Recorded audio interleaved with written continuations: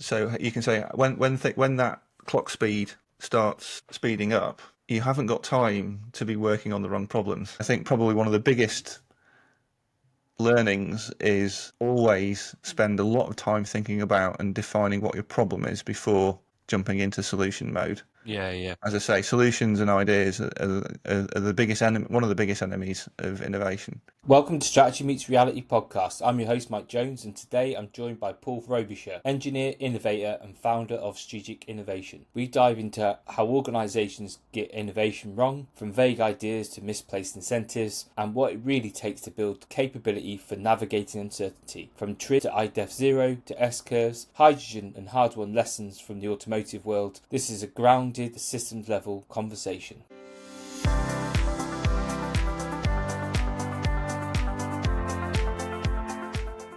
Cool. Welcome back to Strategy Meets Reality podcast. Today I'm joined by Paul Frobisher, who is an expert in innovation, and that's what we're really going to explore today. So, Paul, thank you for joining me. And if you don't mind, just giving a brief background about yourself and a bit of context, what you've been up to lately. Right, yeah. So my background is that originally I'm an engineer. Spent quite a long time in the automotive industry, the first third. Ended up mainly as a sort of program manager, putting complicated or complex chassis mounting and engine mounting systems into production, which is no mean challenge sometimes. And during that time, I came across a technique for innovation and creativity called TRIZ, TRIZ. I was asked to look at that because I was way too creative to be a program manager, apparently, according to the bosses. And so, that set me on a completely different track looking back. And having learnt TRIZ, I was taught that by a guy called Professor Darrell Mann.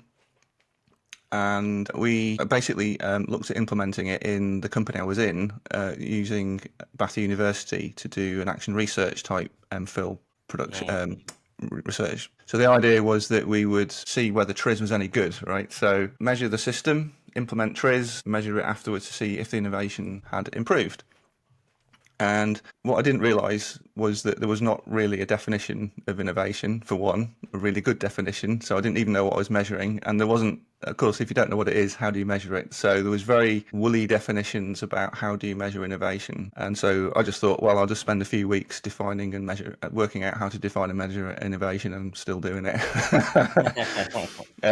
So that took me then into all sorts of areas because I ended up doing consultancy with Darrell. I've been all over the world doing systematic innovation, is what we would call the TRIZ method. It's a systematic approach to innovation. My company is called Strategic Innovation because we now do it strategically.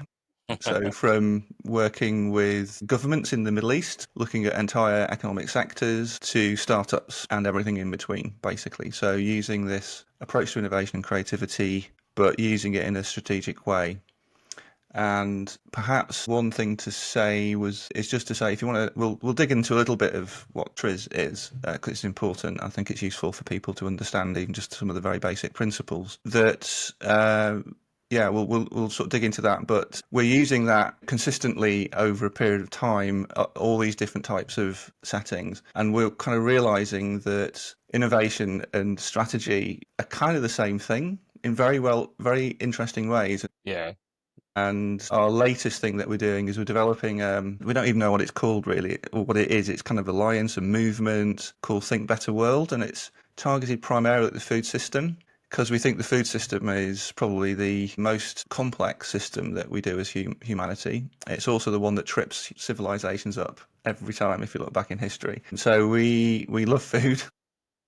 We love the food system and we want to help. And we call it Think Better World because we want to get this better world, but we need to think better to get there. So it's think better for a better world. So I think that's in a reasonable nutshell of where I'm from and where I'm at. Yeah, a lot of good stuff there. But you brought out a really interesting point because you go into organisations and they say, "Oh, we need to be more innovative," and it becomes one of these thoroughgoing words, a bit like agility. It's like, yeah, we just need to be more innovative. And then when you start to pull back and go, "What do you mean by innovation?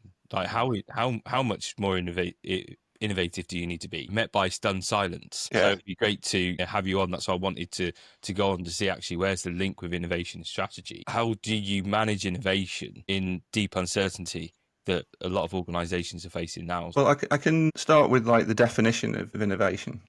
Yeah, that'd be. And then, I've got some slides we can go through. But when I started looking at that question, the inference always is it's something about creativity and about being out of the box. So in the company I was in, it was like, oh, you're a very out of the box thinker. That's a great And way of putting it. yeah, so this idea that it's creative, a bit weird, a bit wacky, and you say, well, that's a really good innovation. Well, that's a really good innovation. You look on Dragon's Den, that's a great idea. That's a really good innovation. And then they pan it. Yeah, yeah. Yeah, and I think Dragon's Den is a good litmus test almost of what innovation is, because if you look at the dictionary definition, it's even in the dictionary there's different definitions. So it's like the commercial implementation of a new idea is one way of defining it, or it might be quite like this one. It is to make changes to something existing by introducing something new. That's Which means, so whichever way you really look into a proper definition of innovation, it's separate to the creativity and the invention. that's where people tend to get confused, because they think that we all have loads of ideas and that's innovation, Yeah. but it's quite clearly with those it's the implementation that Yes. Yeah. I actually, one of the things like kind of the things I've learned over the years is one of the most disruptive things about innovation is ideas. Okay, yeah, Right, which is contradictory in itself, yeah, because yeah, obviously ideas are almost like the lifeblood of innovation. But that happens in so many ways. So people have a great idea and they think it's a great idea. They become attached to that idea, and so what we tend to call ideas in that setting would be hunches. oh, yeah, yeah, yeah. Right, because a hunch, somehow you can let go of a hunch. If you attach yourself too closely in your ego, talking to the bosses here, the bosses know everything, the experts know everything. It's my idea that I possess the ownership of. Yeah, yeah. And that's, when you think about strategy and innovation, you say the same in strategy, that your ability as a as a person or a leader or whatever in this space is that you can deconstruct your mental model. You're willing to destroy your idea. I look for Absolutely. things to destroy it, rather than what we tend to find in that sense is that they're so wedded to it, they're only looking for things to confirm their belief that that's the best idea that man's ever heard of. Yeah, absolutely. But the question is who's judging whether it's good or not at the end of the day. I think customers will like this, or the marketing department goes, oh yeah, this is a great idea because X, Y, Z, and you think, well, is it? We'll show how to look at the system. Yeah, yeah, great. So what I came up with really was, it's innovation really is invention and commercialization, or application. So it's invention and the ability to put it. So my world was putting things into production. And the other thing that you kind of realize is that you've got these project plans, and having gone around the kind of the new, going through facelifts and various new vehicle programs. Yeah, yeah. But what you find is that in the automotive industry, things get aligned up with the machine that makes the machine, that Elon Musk sort of talked about. So everybody knows where they are in that process. But what happens is there's some uncertainty comes in. And this is where I first thought about the uncertainty factor, if you like, because we used to put engine mounts and chassis mounts in that used castings, aluminium castings. And the car companies were using them more and more because of the recyclability, and also so we were using more and more castings, and these castings were an absolute pain because you get lots of inclusions and porosity, and you could maybe think, you could say, well, this is a 12-week program to get the casting tools made, approved. When you used to supply to Honda and something went wrong, you'd have a thing called a trouble report, which I thought was really nice. So instead of like a corrective action request or something like that, it was a trouble report. And then what they made you do at the beginning of a new program, they made you on an A3 sheet. They had like an A3 sheet with all these different portions in it, and they wanted you to go through similar projects in the past and look at the old trouble reports. And we thought, you know what, that is such a good idea, and only Honda would do that. Yeah, yeah. And then we thought, well, then we started doing, like, can we do our like management by idiom? So one of the management by idiom things was, if you've got a component that's coming through that you've got to design and it's got a casting in it, times the lead time by pi for that part. And that's what it will take. Because we started to look, and actually, if you look at uncertainty and you kind of work out how long something's going to take, in uncertain projects, times it by pi, and that's about what it takes. So it was just a bit of a joke, but it almost works. You try it. So there's some things that just, it's going to work.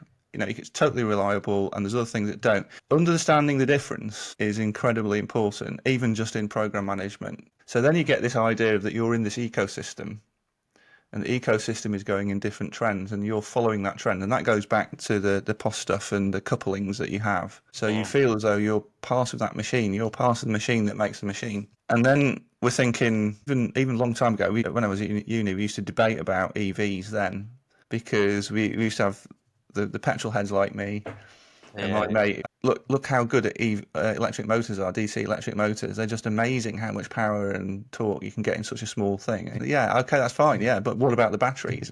And we were talking about that in the 90s. And so there's this sort of idea all the way through that EVs were going to be potentially sometimes coming, but would never come. It's always in the future, and then they did.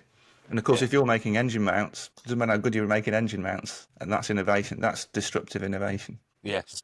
And that's where the uncertainty is. So how do you know whether something's disruptive or not? And this is where it links to strategy, because people get confused, I think, with strategy, where they see the orthodoxy is we come together, what's our winning aspiration, and we then create things. Where what we're trying to challenge is, no, strategy is a term with looking at patterns of relationships, of what's driving the innovation of the external environment, and where is the opportunities or threats in there that we can do. And it's trying to identify those so you can bring those innovations into your organization and adapt over time, rather than being shaped by the innovations or the changes that happen in the external environment. You're always trying to look for those opportunities to shape rather than being shaped. And I think this is where the two are tightly coupled, because in part of being strategic, you are doing some form of change in the organization, which is, by its definition, is innovation.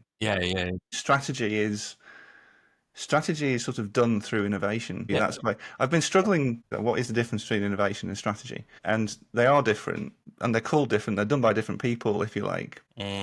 But I think when you really, in the journey I've been on, really looking at just fundamentally looking into what strategy is, it is a whole company thing. It isn't something that the boffins do with the TFL heads and things like that, or it isn't.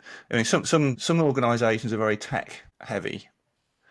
In fact, certainly in an industrial setting, the purchasing decisions at the end of the day that drive the money are made on technical merit. So if you're in the, I don't know, vending machine for biscuits or something, there's ways of doing it. If you're somehow now half the decibels of the production, then you've got a competitive advantage. So that if you solve that problem, then you've got a market. Yeah. But in so those are very technically dominated. So you have like technical salespeople in those sorts of organisations. In other organisations like FMCG, the marketeers get involved in doing the innovation. We gotta watch what you say about marketers. I've already upset them already. Oh, okay, all right. Well, that's okay. I mean, they're all right. I like them really. One of the things they do, though, the things with innovation and marketing, I think it's an interesting one, because quite often what we've seen over the years is the marketers have a dream. They have we just need to be able to do this, and the technical people just sat there with their head in their hands going, how on earth could you even think that was a good idea? Because can't you just see that there's no way we can make that? There's no way and we're going, but you could you make that? I think that's where earlier you were talking about, you are the engine mount people in an ecosystem, and that you do your part really well. That helps the car perform even better. But to the layman, they wouldn't recognise that. Yeah. And that's the same with marketing, technical people, the operations, the strategy, the innovation teams. They're all part of this ecosystem. It's keeping the organisation viable.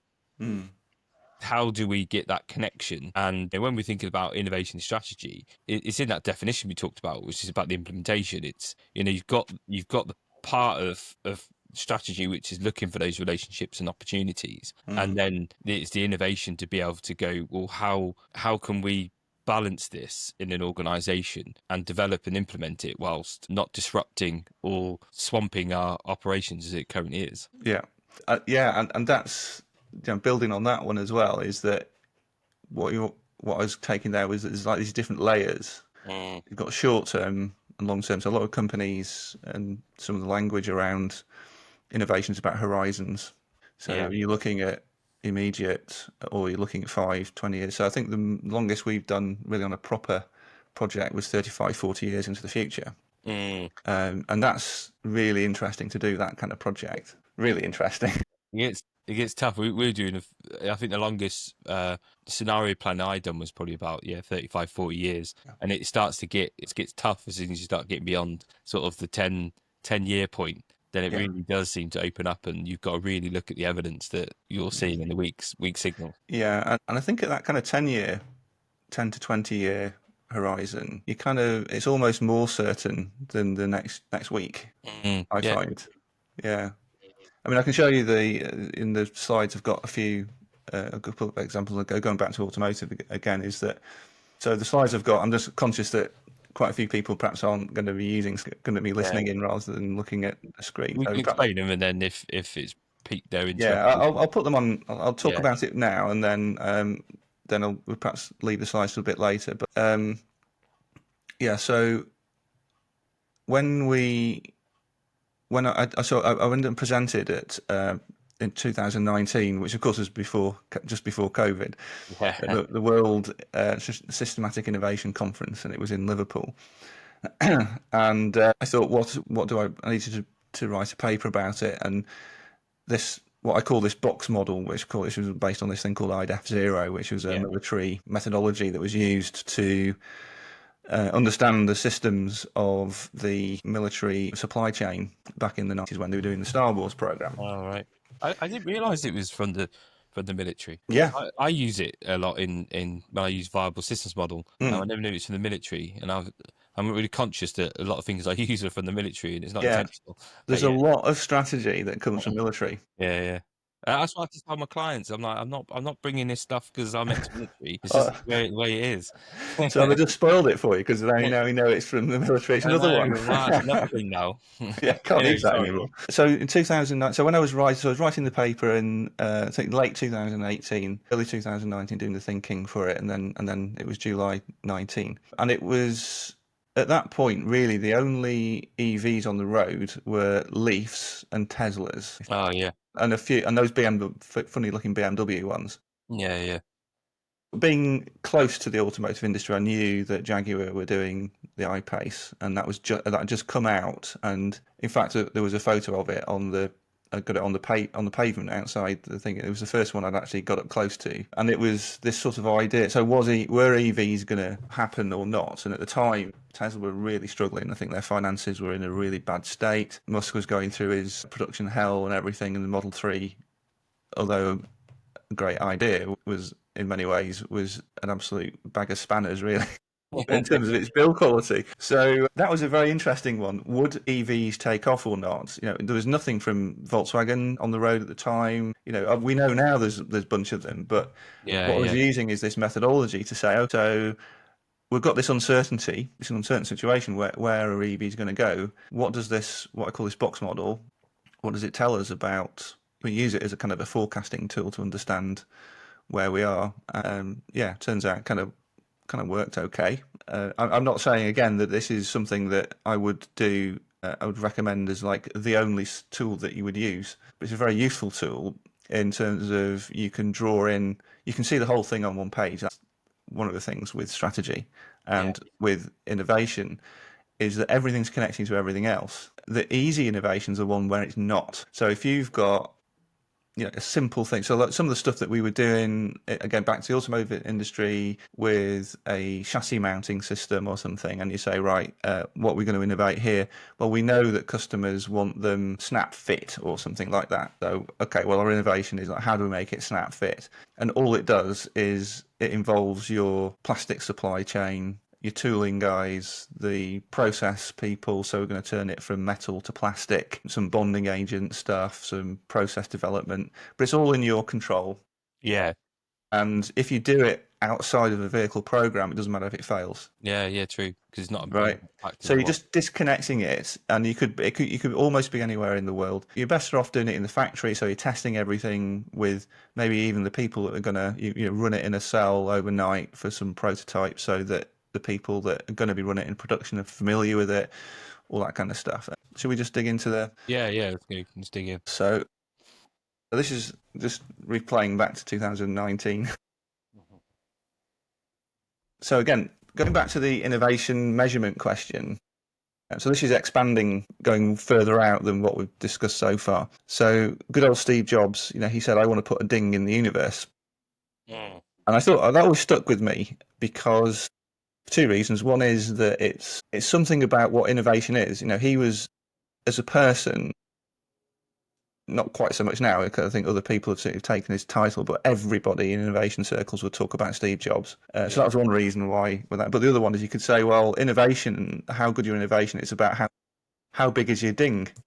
Yeah. So yeah, so literally the ding that you're putting in the universe, Apple has great power, lots of leading innovative companies that lead the market properly, or even the very fast followers in the way that they work. They have a lot of power and they make the market follow them, the herd. And then the other thing that you could probably say is that a ding is also an impact, is also like an imprint. You're leaving an imprint or a footprint. So this idea of the innovation footprint. And this idea that an organisation sort of goes through time, taking steps. So you can go from one step of technology to the next step, and each step creates a footprint. So the next thing you're thinking about is, and again in the context of Steve Jobs, is this idea of legacy. So a really good innovative company is leaving a legacy, and it's like the company has a life. If a company leaves a legacy, it has a life. Yeah. And this is the idea of like the organism. So we're not just a set of processes that's going on. As an organisation, it has an idea of life to it, or it should do. And certainly leaders should be thinking of it like that. And if it's something that's got life, then you can love or you can hate it.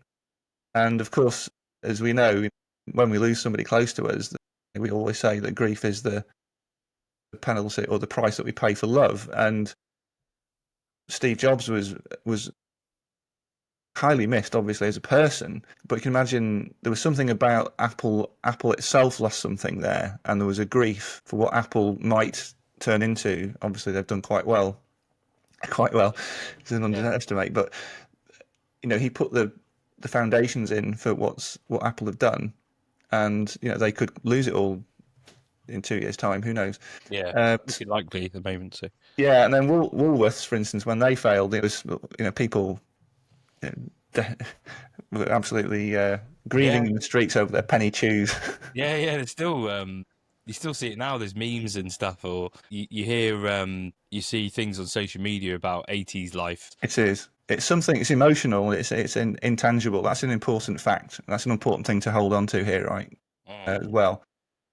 So if we just look at how we do innovation generally, so this is the double diamond, this Fugal one, which is similar, and design thinking.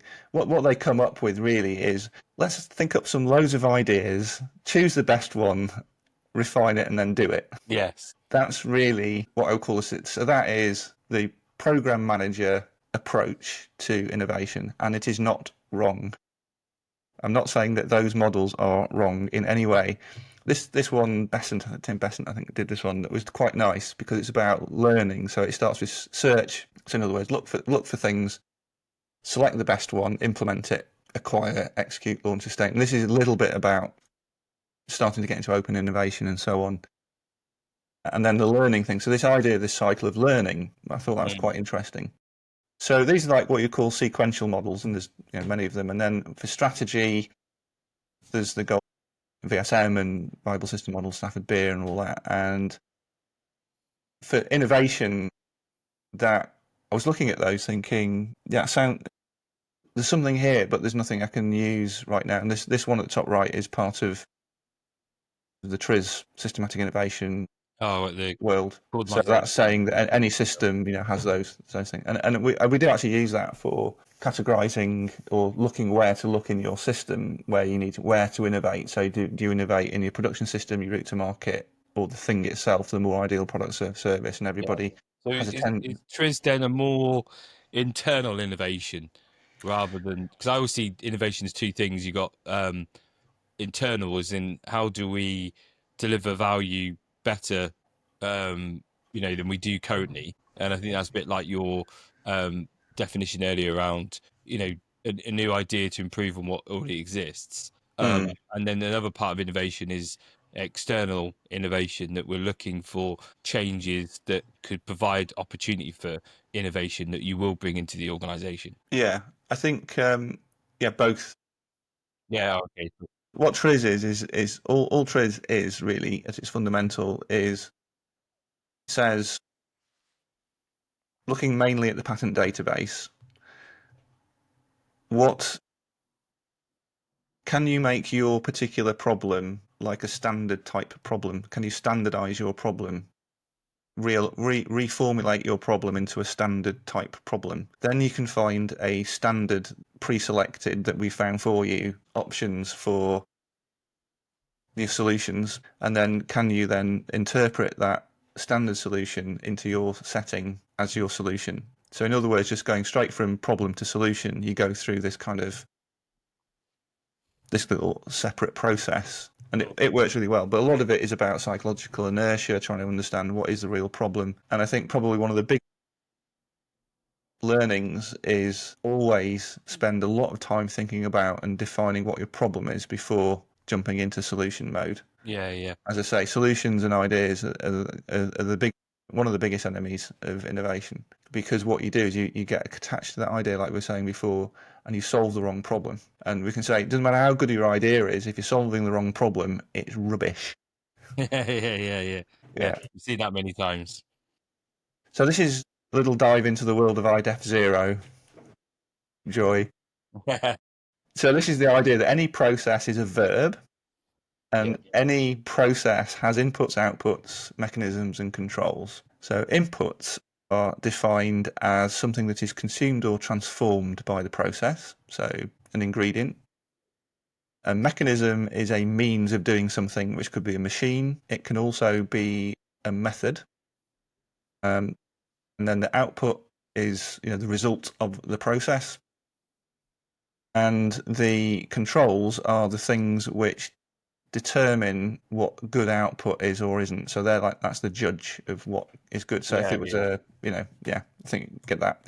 And then what they say is that every process is decomposed into sub-processes, and those in turn are then into sub-processes, and the arrows so the arrows here also decompose at the lower level. So one of those input arrows, so on the right hand side here, you've got those different these different things here.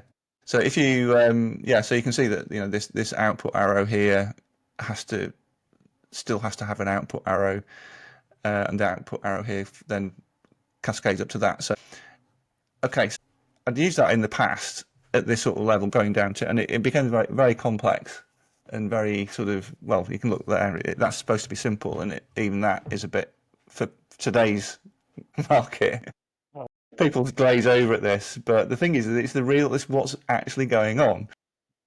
So I just said, right, could we do this to innovation? Innovate is a verb, so let's do it, and came up with this one. So this is not what came up at the time, that's what I've ended up with, which is that on the input side, you have knowledge and IP, you have natural resources, energy, and investment. So at the top level of innovation, that's what you've got.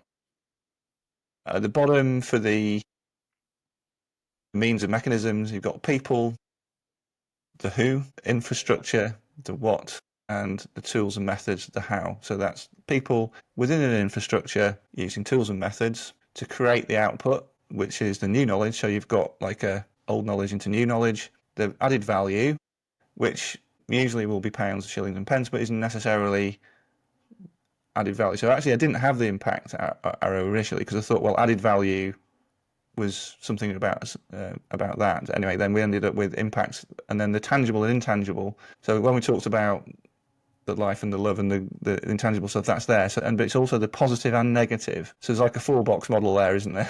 One of those. Yeah. Where you've got the tangible, intangible, and you've got the positive and negative.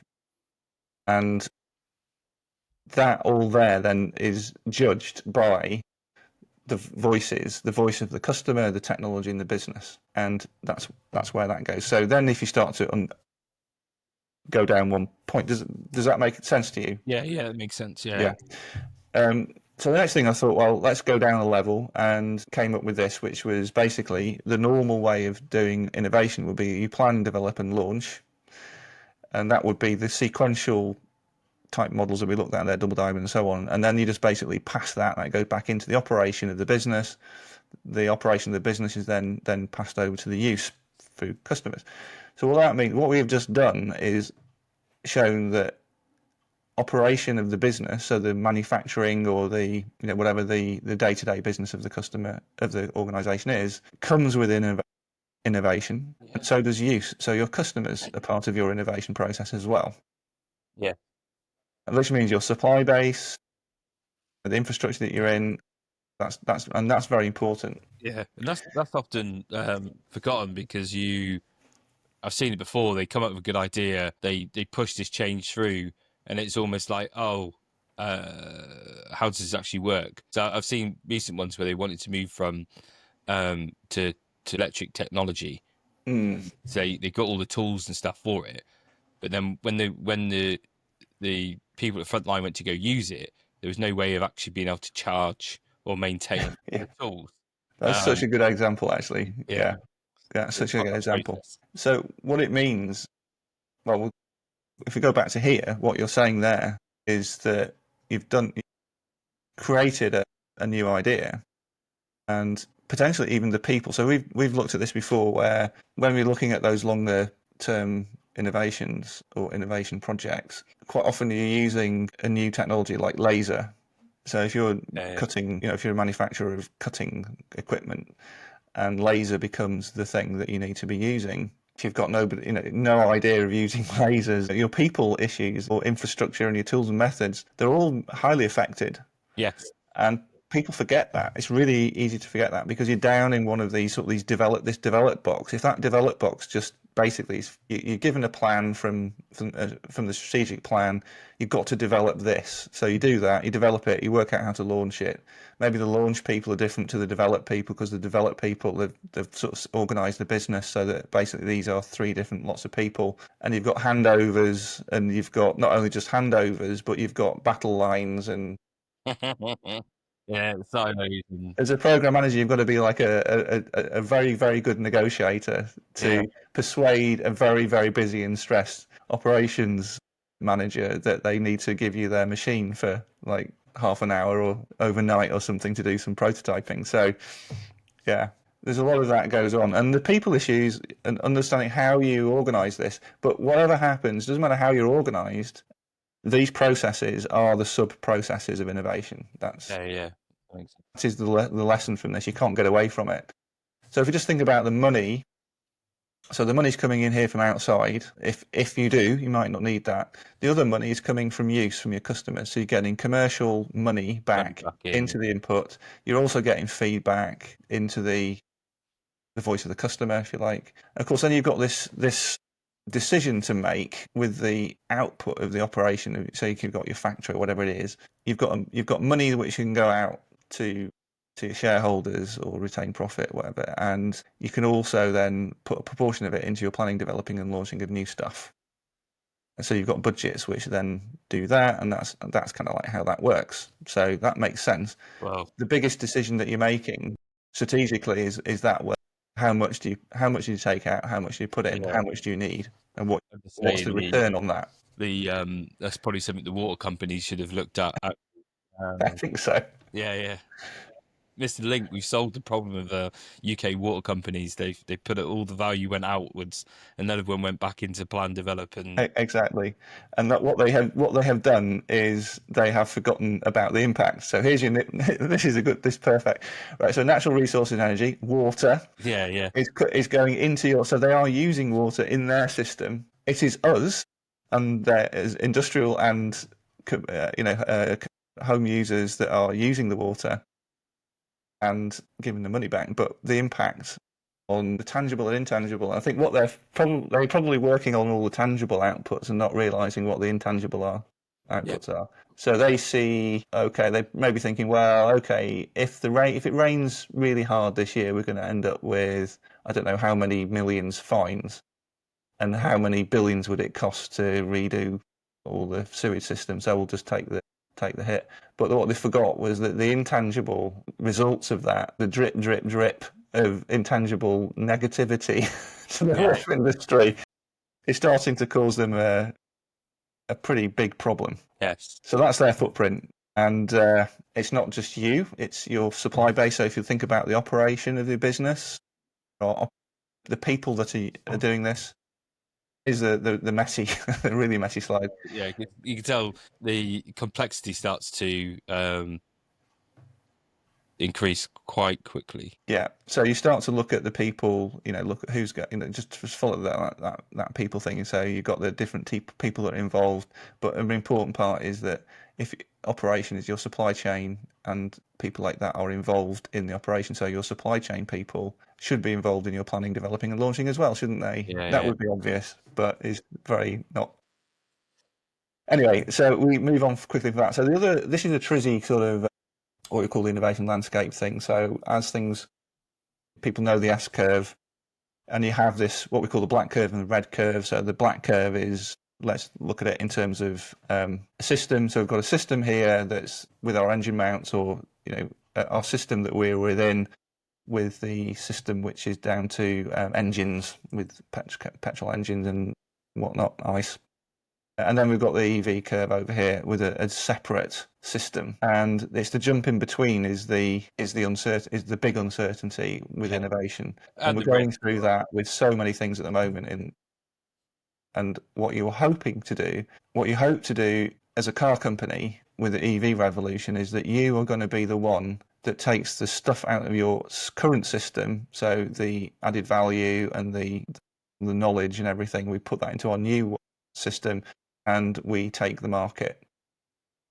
The problem is that normally the operation of those two things is so different that the way that it really happens is that somebody comes with some risk capital from outside, and it becomes somebody else that does it. So these big innovations generally are not done from inside the industry. And there's all these other successful systems that have been created, which are creating the risk capital. Yeah, that's a bit like it's a bit like Scania. Scania done that. I forgot what innovation they were doing, but they essentially created a separate organization to build this new thing, and then when it actually worked, they just then moved it over to that. Yeah, and that's a very sensible thing. So it's having this skunk works idea that you have to hold two things at once. You have to be part of the system, but you have to be separate to it in order to do that kind of big step jump.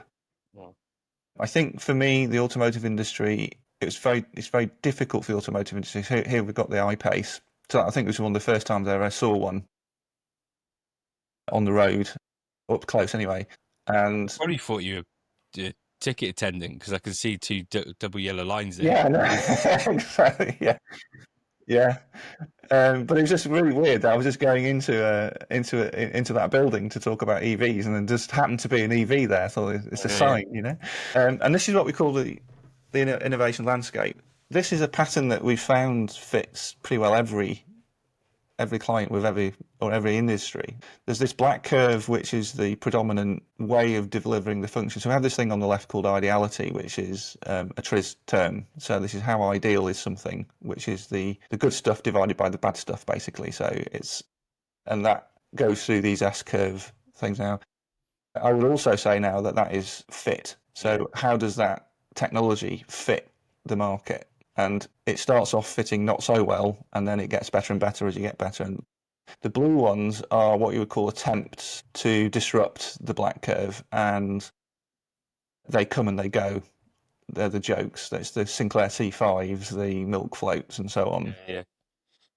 And there's been many of those. I mean, when we do this for real on a real project, you can probably have 200 or 300 of those little blue curves. And then they can sometimes find their niche and go for a long time, or they can just come and go, like the C5, for instance. Yeah. But interestingly, cars started with EVs, then the ICE came along with the Model T, and then we end up with beautiful BMW chariots, Autobahn chariots, and they are amazing pieces of kit.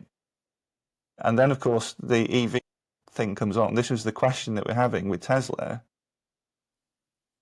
Are they going to take the market? Are EVs going to take the market or not? And this is where, at this level, strategy and technology and innovation, I can't see what the difference is. Yeah. No. Because when you define innovation the way that we've just defined it, it's the whole company, it's the whole damn thing that you're changing. So how can that not be anything other than strategy?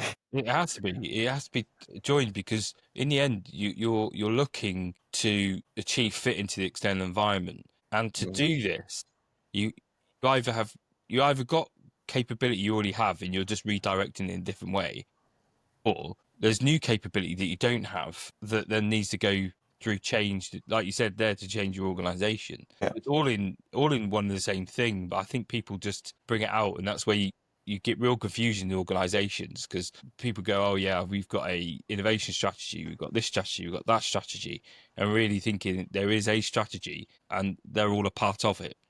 Yeah.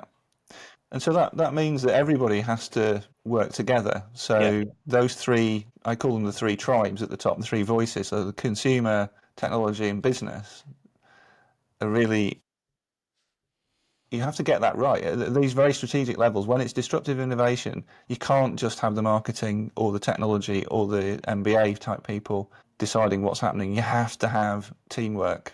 Otherwise, you will fail. Yeah. We had a previous episode to this is we had Julie Haltz on, and she was talking about open strategy, which is exactly what you were just talking about there. It's how do we get the perspectives and get people involved and the edges of organisation.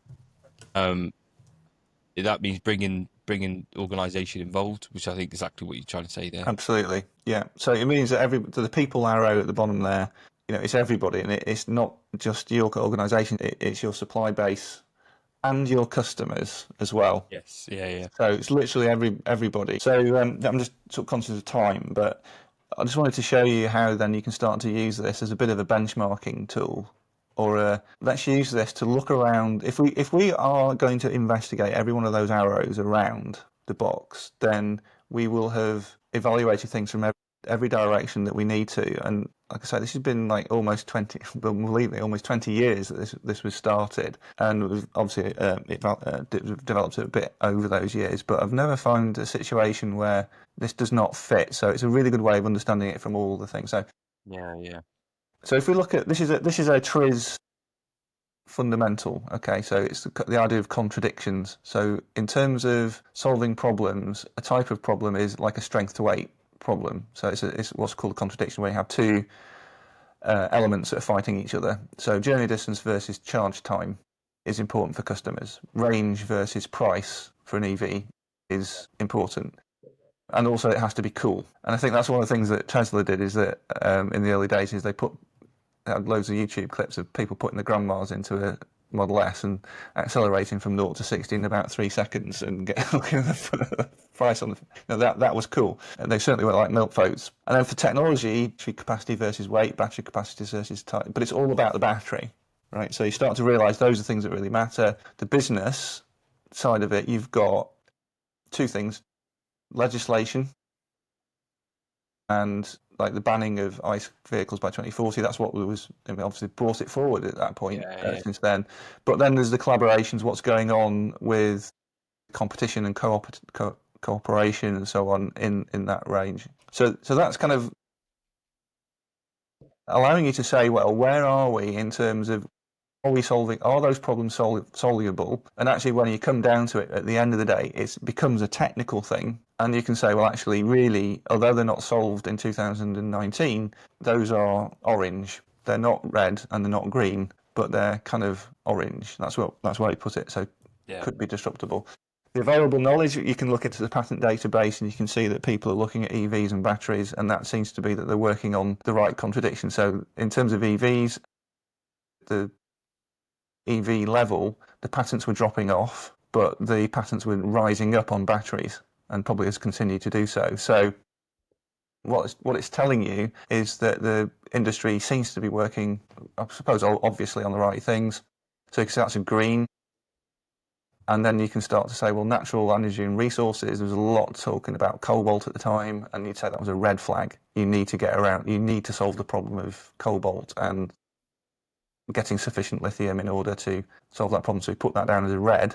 There was a lot of money going in, which was a green, and there was some very, very good people down there. So Elon and, what was he called? He just died recently, but he was over 100 when that photo was taken. Anyway,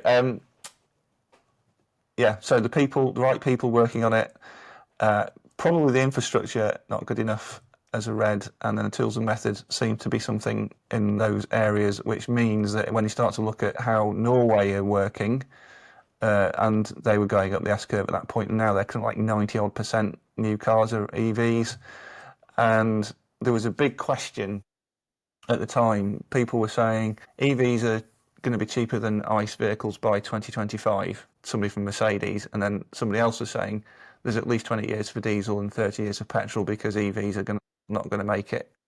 It's going to be very difficult. So there was a real debate about whether EVs were actually a viable proposition. But what we were showing was that there was not that many problems that needed to be solved in order for that to be a jump that would happen, because you've got the legislative drivers, you've got customers that can find them cool, and that's the most important thing, because if they're not cool, the whole thing doesn't work. So if you can make them cool and interesting, then it's fine. Okay, that's still a bit of a challenge, but that's what you can do. You can use this approach to kind of saying, well, where are we? And you can start to use it to track patents or what you're doing, what competitors are doing, and you're looking at the whole ecosystem, and that's innovation. Yes, and it's strategy as well. That's great to think about that systems approach, rather than just getting focused on the idea and being blinded by everything. Yeah, because when you're looking at that, you're not just, I haven't even got a car on there. Yeah, exactly. It's about the system. It's about the companies. It's about the consumer's impression and what is affecting consumers. So really, at the end of the day, as somebody who has driven EVs for a while and also been a petrol head as well, journey distance versus charge time is really important. So how long are you having to charge for? And what you're finding now is, I would never have thought so quickly that you could get up to just being able to go up the road and charge at 300 kilowatts, and there's 600 kilowatt ones. That's a massive amount of energy, and they have to cool. You have to have cooling of the cables and stuff. Bonkers. But you could go faster, and the battery technologies are. There's obviously many more of those technical contradictions there. But that can also, you can start to clean a way of looking at it that's more appropriate. But if you take something like the Beyond Burger, for instance, and these sort of meat alternatives, we're not going to do it now, but you can imagine how you would use this process to sort of just get a gist of, is this actually going to work or not? Because all the investors, everybody was thinking, yeah, Beyond Burger, that's all we're going to be eating. Meat-free, plant-based, it's all coming in. And did it do it? And they were betting on Beyond Burger, billions of investment, and it's not worked. No. And what I would say is that you could just go around to diagnose that problem. You could just go around those arrows and just take a view of what is it, where is it, where's the problem, and it will come back down to probably two things. One is the customer and whether they think it's cool or not. Something about it that would have been known about that's been ignored. Yeah, and I think that's a great way of looking at it when you look at your box model, because looking over those whole areas from the controls, inputs, outputs, means and mechanisms, it gives you a more holistic way of looking at the problem, rather than just getting trapped into thinking, well, it must be, I don't know, must be not marketing it right. Yeah. They're just going to put more money into marketing when there's no need. You look at the people or the customers and thinking, well, I'd say, if someone was going to offer me a burger, I know which one I'm going to take, and it's probably not going to be Beyond Burger. Yeah. And the thing is that it's quite often to do with what we call the say do gap. So they'll go out and do their market research, and 8 out of 10 cats said their owners preferred it, kind of thing. Yeah. But yeah, they would say that, and you go your focus groups and everything. But the reality is, so that's another thing that we actually do. So we use this model when we're doing scouting projects, so that we're kind of knowing where we're looking. So we like to look at all the aspects of this, so that when we go back to a client, we can say, look, this is really where the landscape is in this ecosystem. It'd be interesting when you look at the last sort of points, like when we look at EVs and now hydrogen, and actually can match those against. And I'm wondering if, like, is hydrogen going to be considered the blue bit disruption that will go away, or is it a lasting disruption that actually it was EVs that were the blue one?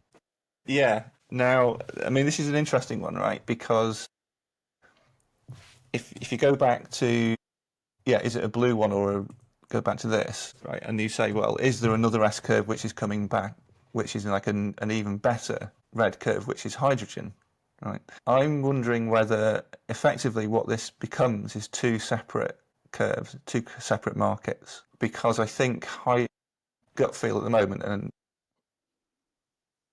until you've really gone into it, you don't really know. I'd have to look at the contradictions and what it means. So I was quite interested. I was watching a YouTube clip of JCB, and I've been watching that. I know a few people that work there, and obviously the hydrogen project, they've done really well with the hydrogen project. And if you think about the box model there's two important things. One is the infrastructure side. So they have recognised that part of their hydrogen model has to be that they have to produce and transport the hydrogen to the job site. If you didn't have that, it wouldn't work, and they've sort of cottoned onto that. The thing is that the technology side of it, the stuff, so they've got the same contradictions. Okay, we've got battery performance versus safety, for instance, there, but you've got the same kind of contradiction. So you've got hydrogen storage versus safety. On a construction site, that's hard, I would think, and all these are soluble problems, but it's something that could be an issue. It's that for a job, you have not got the time to sit down and or take something out of 24-hour production and charge it up. You can't do that, right? So either you could have an EV that's got like replaceable batteries or something, which is hard, or you go to hydrogen or some other fuel. The fuel has the fundamental advantage over batteries of power to weight of the fuel. They lose massively on the efficiency. About 25-30% of your fuel energy gets used to useful energy, and it's like 93% or something for an EV. So, or even higher. So the efficiency sort of gap is different. So I think for me, it's what are the use cases which are completely unaffected or basically unreachable by EVs, and how does hydrogen meet those? Yeah. And then the fight then will be, that's the niche that you need, because if you don't have the niche, so going back to the box model at this point, if you haven't got the operation and use and the money from your niche, you either need a massive amount of investment until it works, which is massive risk, or you've got to prove that it works. Yeah. And that's really what Tesla did, is they found a niche, they did it, they perfected it, and then they've scaled it. Yeah. They didn't want it, When you look at, strategy, you ask that strategic question around what is your organization capable of now versus what it can be capable of in the future. Yeah. And because I think people forget that along with innovation and strategy, because we've kind of figured out they're quite coupled close together, is that your organization is an input to strategy as much as strategy is an input to your organization. And it's the same with Absolutely. innovation. It's like, we could do that. And, just looking at that, you can start seeing by using your box model how you could look at the different problems and start to understand disruption. Yeah, and I think that's where we get to sort of the deep uncertainty part. So you can say when that clock speed starts speeding up, you haven't got time to be working on the wrong problems. So you can say when that clock speed starts speeding up, you haven't got time to be working on the wrong problems. Yeah. And this is where it goes back to the military strategy as well, where the consequences of making a decision, you have to make a fast decision. You've got to make the right one, and you've got to make it on good information. Yes. One of the things, so back to our sort of think better world idea, is in order to make a better world, to make good decisions at the system level, like the food system level, you need to understand what's going on. So let's use AI to go and listen to society. This is our big idea, is that literally listening to all the conversations in the UK that we can ethically about food and food systems, and what can we glean from that. And it's those emotional things which are moving very fast. And then those companies. So imagine, like, when we're talking about these couplings, right? So the system that you have has all these couplings where you've got suppliers and everybody sort of loosely cooperating with this in a system. And it's a bit like Ringa Roses when you at the playground. Yeah. And the boy get invited by the girls to go and play or something, and then what would happen then is that the girls will all play nicely, and then the boys would want to speed up and speed up and speed up until at some point it just degenerates into a rugby match or something, and you can't hold anymore, and it just all disintegrates. And it's like that. It's like what happens is in these times of rapid change is that the couplings that you've had, those grips that you have between different entities within the system, pulled apart until it goes, and the whole system falls down. And I think that's that's likely to be happening with AI, and a lot of what would have been typically very stable, very boring businesses, especially in sort of banking, finance, insurance, all these things. And we've been predicting this for 15 years, that about now. We know when we were doing 20-year forecasting, 15-year forecasting 15 years ago, we're saying, well, at some point in the mid-20s, it looks like AI is really going to be very disruptive.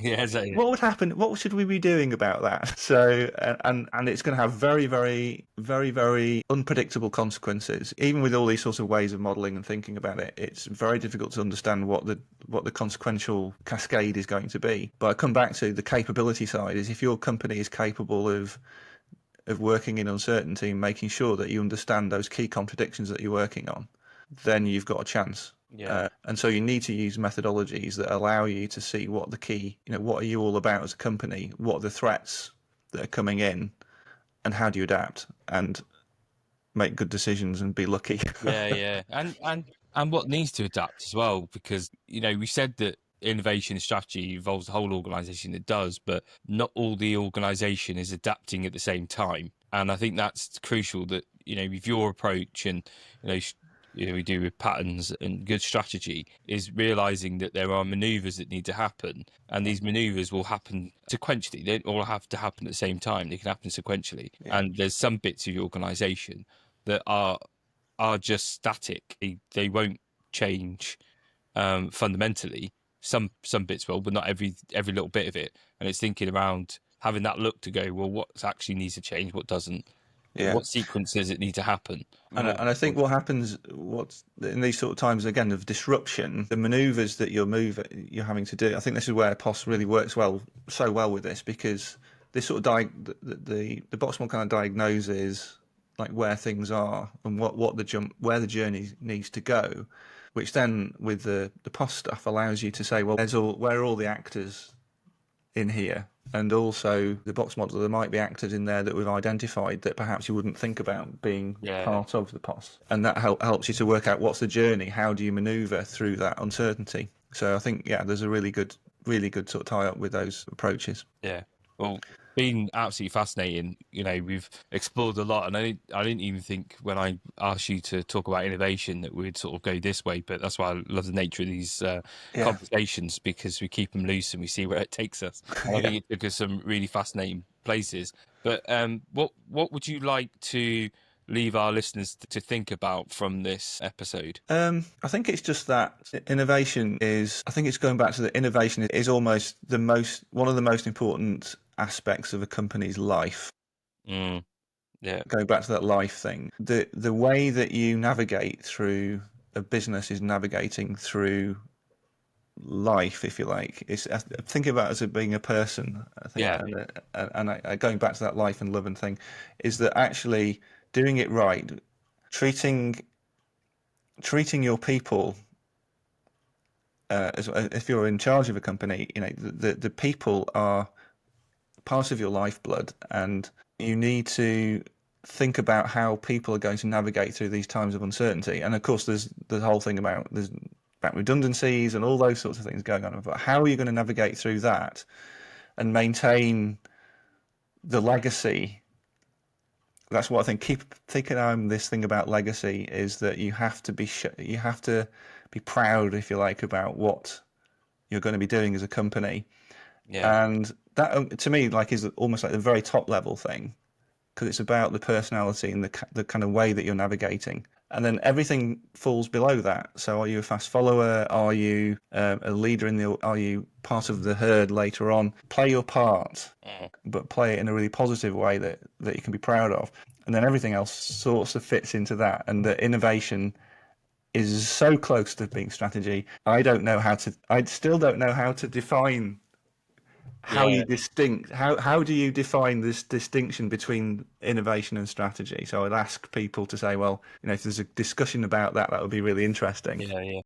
But I think the tangible world is massively important. Yeah. It's almost like, remember back in the day with Blue Peter, and they would say your answers on the back of a postcard and send them in. So maybe we should do that. If the listeners are here and they want to comment on the show, maybe they could put their ideas about the definitions of what is the difference between strategy and innovation, because we've kind of identified on the show that they are very tightly coupled. And I think you've given a great understanding to our listeners around, what is innovation and how we can start moving beyond this surface level idea of just creativity, and what it means to be a really truly innovative organization in deep uncertainty. So, if you've liked the show, please share to your network, like and subscribe, and I look forward to seeing you next time. Thank you very much, Paul, for being a guest. It's been absolutely fabulous. Thanks, mate. Cheers. Take care, everyone. Cheers. Thanks.